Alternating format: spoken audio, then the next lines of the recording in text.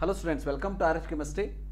So ಯಾರ್ಯಾರು ಈ ವರ್ಷ ಸೆಕೆಂಡ್ PUC ವಿದ್ಯಾರ್ಥಿಗಳು ಈ ಒಂದು ವಿಡಿಯೋವನ್ನು ನೋಡ್ತಾ ಇದ್ದೀರಿ, ನಿಮಗೊಂದು ವೆರಿ ಗುಡ್ ನ್ಯೂಸ್ ಅಂತ ಅಂದರೆ final time table for second PUC examination ಇವತ್ತು ರಿಲೀಸ್ ಆಗಿದೆ. ಸೊ ಫೈನಲ್ ಟೈಮ್ ಟೇಬಲ್ ಬಂತು ಅಂತ ಅಂದರೆ ಬಹಳಷ್ಟು ವಿದ್ಯಾರ್ಥಿಗಳು ಈ ಒಂದು ದಿವಸಕ್ಕಾಗಿ ವೇಟ್ ಮಾಡ್ತಾ ಇರ್ತಾರೆ. ಯಾಕಂದರೆ ಸೊ ಇವತ್ತಿನ ಮೇಲೆ ನಾವು ಓದೋದಕ್ಕೆ ಸ್ಟಾರ್ಟ್ ಮಾಡೋಣ ಅಂಥೇಳಿ.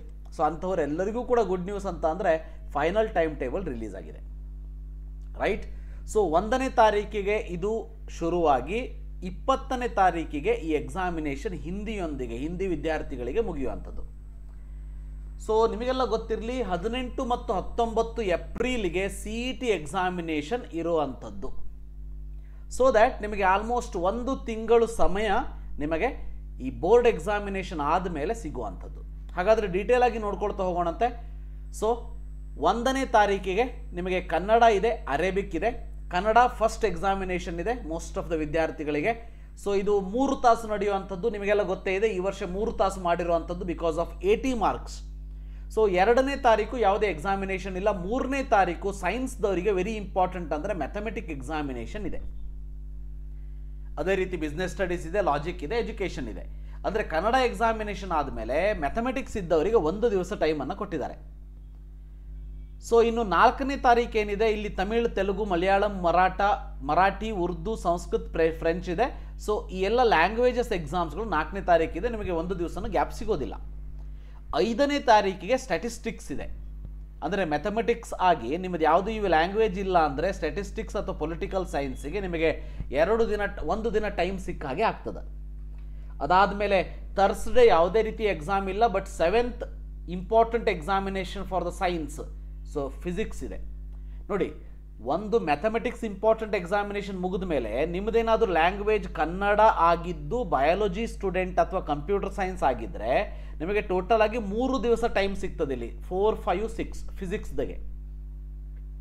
ನಿಮ್ಮದೇನಾದರೂ ಸಂಸ್ಕೃತ ಸ್ಟೂಡೆಂಟ್ ಆಗಿದ್ದರೆ ಮ್ಯಾಕ್ಸಿಮಮ್ಮು ನಿಮಗೆ 2 ದಿನ ಟೈಮ್ ಸಿಗ್ತದೆ. ಸೊ ನೀವೇನಾದರೂ ಸ್ಟ್ಯಾಟಿಸ್ಟಿಕ್ಸ್ ವಿದ್ಯಾರ್ಥಿಗಳಾಗಿದ್ದರೆ ನಿಮಗೆ 1 ದಿನ ಇಲ್ಲಿ ಟೈಮ್ ಸಿಗುವಂಥದ್ದು.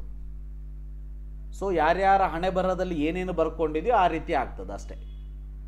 ಸೊ ನನಗೆ ಇಲ್ಲಿ ಬಹಳ ಖುಷಿ ಕೊಟ್ಟಿರೋ ವಿಚಾರ ಏನು ಅಂತಂದರೆ ಕೆಮಿಸ್ಟ್ರಿ, ಅದು ನನ್ನ ಸಬ್ಜೆಕ್ಟ್, ಹೆಮ್ಮೆಯಿಂದ ಹೇಳ್ಕೊತೀನಿ. ಕೆಮಿಸ್ಟ್ರಿ ಎಕ್ಸಾಮಿನೇಷನಿಗೆ ಆಲ್ಮೋಸ್ಟ್ ನಿಮಗೆ 4 ದಿನ ಟೈಮ್ ಸಿಕ್ಕಿರುವಂಥದ್ದು. ಫಿಸಿಕ್ಸ್ ಬರೆದ ಮೇಲೆ ನೋಡಿ ಯಾವುದು ಮೇಜರ್ ಎಕ್ಸಾಮಿನೇಷನ್ ಇಲ್ಲ ನಿಮಗೆ. ಸೈನ್ಸ್ದವರಿಗಂತೂ ಇಲ್ಲವೇ ಇಲ್ಲ. No exam on 8th, 9th Sunday, 10th optional Kannada, accountancy, geology, home science ಇದೆ. ಅದು ಆರ್ಟ್ಸ್ ಕಾಮರ್ಸ್ದವ್ರಿಗೆ ಇರ್ತದೆ, ಸೈನ್ಸ್ದವ್ರಿಗೆ ಇರೋದಿಲ್ಲ. 11th no exam. ಅಂದರೆ ಇಲ್ಲಿ ಕಂಪ್ಲೀಟ್ ಆಗಿ 4 ದಿವಸಗಳು ಸಿಕ್ಕಿದೆ. 4 ದಿವಸದಲ್ಲಿ ಕರೆಕ್ಟಾಗಿ ಪ್ಲ್ಯಾನ್ ಮಾಡಿಕೊಂಡು ಇಡೀ ಸಿಲೆಬಸ್ಸನ್ನು ಕಂಪ್ಲೀಟ್ ಮಾಡ್ಬೋದು. ಅದ್ರ ಬಗ್ಗೆನೂ ನಾನು ನಿಮಗೆ ಡೀಟೇಲ್ ಆಗಿ ವಿಡಿಯೋವನ್ನು ಮಾಡ್ತೀನಿ, ಯಾವ ರೀತಿ ಇದನ್ನು ನೀವು ಪ್ಲ್ಯಾನ್ ಮಾಡಬಹುದು ಅಂಥೇಳಿ. 4 ದಿವಸ ಗೋಲ್ಡನ್ ಟೈಮ್ ಸಿಕ್ಕಿದೆ ನಿಮಗೆ ಕೆಮಿಸ್ಟ್ರಿಗೆ. ಸೊ ಫಿಸಿಕ್ಸ್ ಆದಮೇಲೆ 4 ದಿವಸ ಟೈಮು. ಅದಾದಮೇಲೆ 12ನೇ ತಾರೀಕಿಗೆ ನಿಮಗೆ ಕೆಮಿಸ್ಟ್ರಿ ಇದೆ. ಸೊ ಸೈಕಾಲಜಿ ಇದೆ, ಬೇಸಿಕ್ ಮ್ಯಾಥ್ಸ್ ಇದೆ. 13ಕ್ಕೆ ಎಕನಾಮಿಕ್ಸ್ ಇದೆ. 14ಕ್ಕೆ ಯಾವುದೇ ಎಕ್ಸಾಮಿನೇಷನ್ ಇಲ್ಲ. 15ಕ್ಕೆ ಇಂಗ್ಲೀಷ್ ಇದೆ. ಅಂದರೆ ಸೈನ್ಸ್ ವಿದ್ಯಾರ್ಥಿಗಳಿಗೆ 12ನೇ ತಾರೀಕು ಆದಮೇಲೆ ಡೈರೆಕ್ಟಾಗಿ 2 ದಿವಸ ಸಮಯ ಇದ್ದು 15ನೇ ತಾರೀಕು ನಿಮಗೆ ಇಂಗ್ಲೀಷ್ ಇರುವಂಥದ್ದು. 2 ದಿವಸ ಟೈಮ್ ಸಿಗ್ತದೆ ಇಂಗ್ಲೀಷಿಗೆ.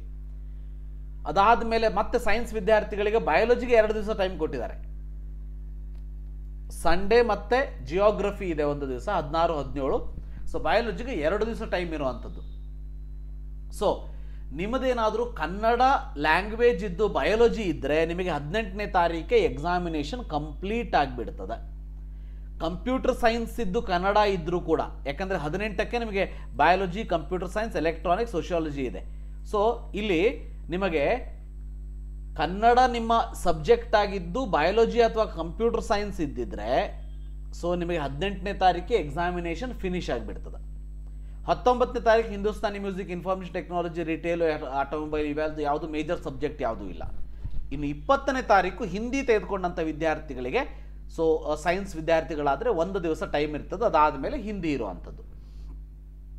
ಸೊ ಮ್ಯಾಕ್ಸಿಮಮ್ ಕನ್ನಡ ವಿದ್ಯಾರ್ಥಿಗಳ ಎಕ್ಸಾಮಿನೇಷನ್ ಇರುವಂಥದ್ದು ಸೊ 18ಕ್ಕೆ ಕಂಪ್ಲೀಟ್ ಆಗಿಬಿಡ್ತದೆ.